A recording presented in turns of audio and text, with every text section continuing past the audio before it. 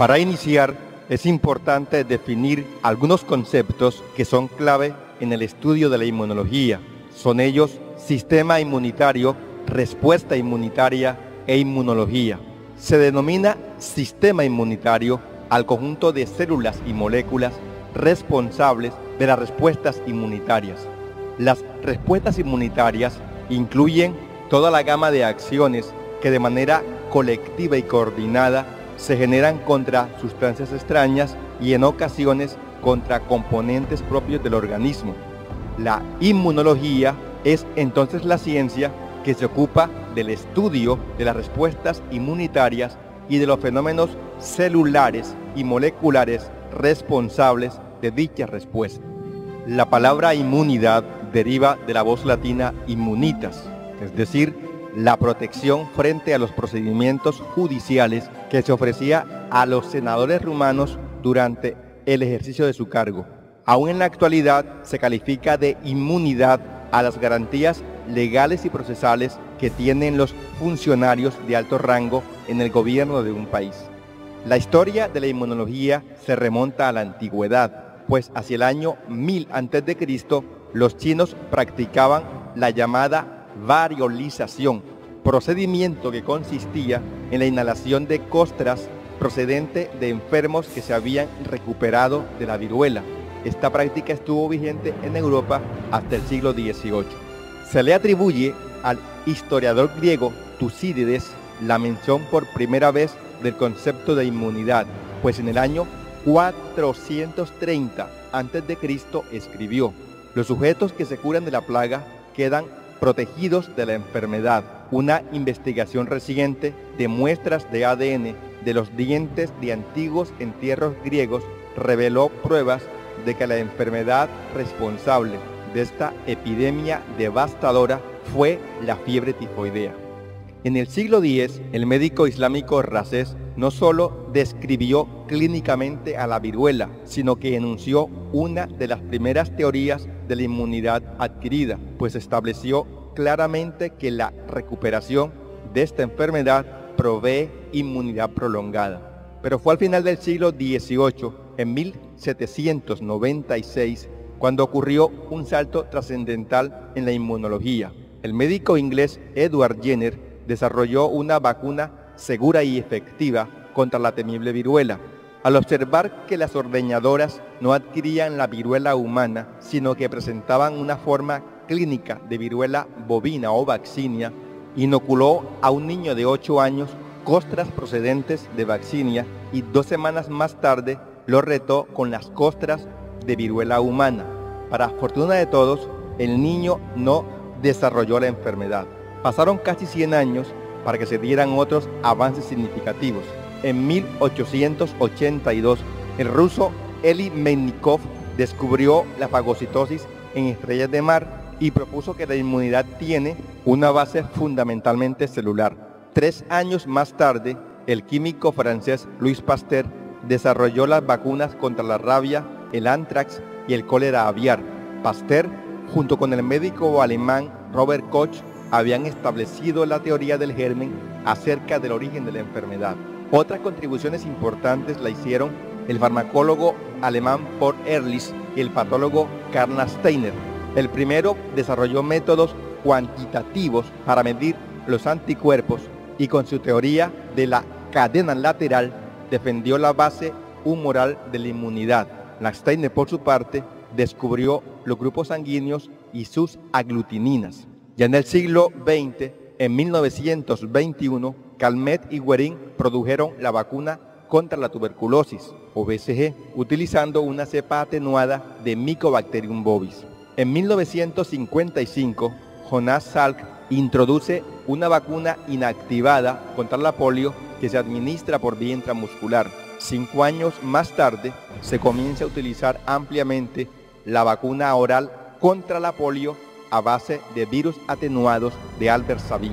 Entre los avances más recientes en el campo de la inmunología se destacan el descubrimiento del reordenamiento en linfocitos B de los genes que codifican la producción de anticuerpos por parte del japonés Susumu Tonegawa, la demostración de las bases de reconocimiento antigénico por las células del sistema inmune a cargo de Doherty y Zinckernal y la implementación de la tecnología para la producción de anticuerpos monoclonales por George Kohler y César Milstein. Vale la pena resaltar la gran importancia que tiene actualmente la inmunología entre los profesionales de la salud. Por ejemplo, los médicos y bacteriólogos no solo pueden realizar estudios de maestrías y doctorados y por tanto integrar y liderar grupos de investigación en esta rama del conocimiento, sino que los profesionales que se dedican a otras especialidades, entender las bases de la inmunología es fundamental para diagnosticar y tratar enfermedades comunes y raras en el caso de los médicos, así como para comprender los principios de una variedad de pruebas de laboratorio, ocupación habitual de los bacteriólogos. Tradicionalmente se ha clasificado la inmunidad en inmunidad innata e inmunidad adaptativa, aunque existen evidentes conexiones entre ambos tipos de respuestas que hacen que no actúen de forma separada, tienen características distintivas que permiten seguir usando esta clasificación. Así, la inmunidad innata, también llamada natural, comprende las estructuras anatómicas y los mecanismos celulares y moleculares presentes incluso antes de que se produzca la infección y que están preparados para responder con rapidez ante esta. Esta inmunidad tiene una especificidad y diversidad limitadas y no deja memoria del encuentro con determinado microorganismo. En contraste, la inmunidad adaptativa, también llamada adquirida o específica, se desarrolla después de la exposición a agentes infecciosos, vacunas, alergenos, órganos trasplantados. Su especificidad y diversidad son muy amplias y deja memoria inmunológica, es decir, tiene capacidad de recordar y responder con mayor intensidad a la exposición repetida a un mismo microorganismo. La inmunidad innata la integran una variedad de componentes que incluyen factores constitutivos como la especie, la raza, el género, los genes de resistencia y susceptibilidad, etc. Barreras físicas y químicas incluyen la piel, las mucosas y sus componentes y diversas secreciones antimicrobianas. Proteínas sanguíneas, entre las que se encuentran el sistema del complemento, la coagulación, las quininas, las citoquinas y las proteínas de fase aguda. Células, representadas por neutrófilos, eosinófilos, basófilos, monocitos macrófagos, células asesinas naturales, células dendríticas y algunas poblaciones de linfocitos T y B. Receptores que reconocen patrones antigénicos, como los receptores semejantes a TOL o TLR, los receptores basureros, las proteínas NOD, las picolinas, etc.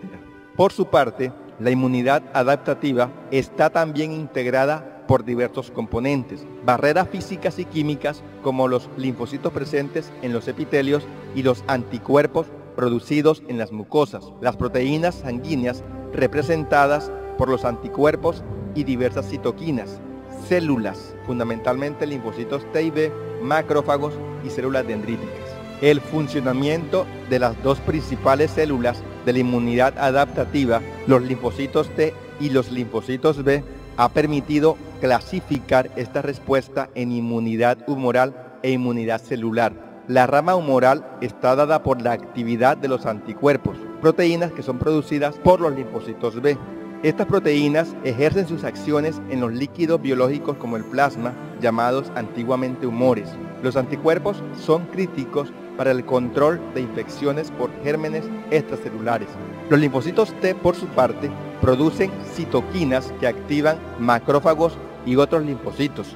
Estas respuestas son críticas para el control de infecciones por gérmenes intracelulares y en conjunto se conocen con el nombre de inmunidad celular. Como se mencionó anteriormente, las respuestas inmunes innata y adaptativa están lejos de actuar de manera aislada o separada. Por el contrario, tienen importantes conexiones que permiten la integración y colaboración de los procesos destinados a controlar las infecciones. Por ejemplo, la inmunidad innata define el perfil de respuesta adaptativa que se genera. De hecho, las células dendríticas toman el antígeno en la piel y las mucosas y migran hacia los ganglios linfáticos, donde lo presentan a linfocitos T vírgenes, los cuales se activan y diferencian en células con determinado perfil inmunológico. Del mismo modo, los macrófagos y otras células presentadoras de antígenos, al ingerir el antígeno, producen citoquinas que definen si se activa la inmunidad humoral o la celular. Por su parte, la inmunidad adaptativa potencia las respuestas inmunes innatas. Está bien documentado que los anticuerpos favorecen la fagocitosis actuando como opsoninas y facilitan la acción citotóxica de macrófagos, eosinófilos y células NK. Además, las citoquinas producidas por los linfocitos T activan las respuestas efectoras de neutrófilos, eosinófilos y mastocitos.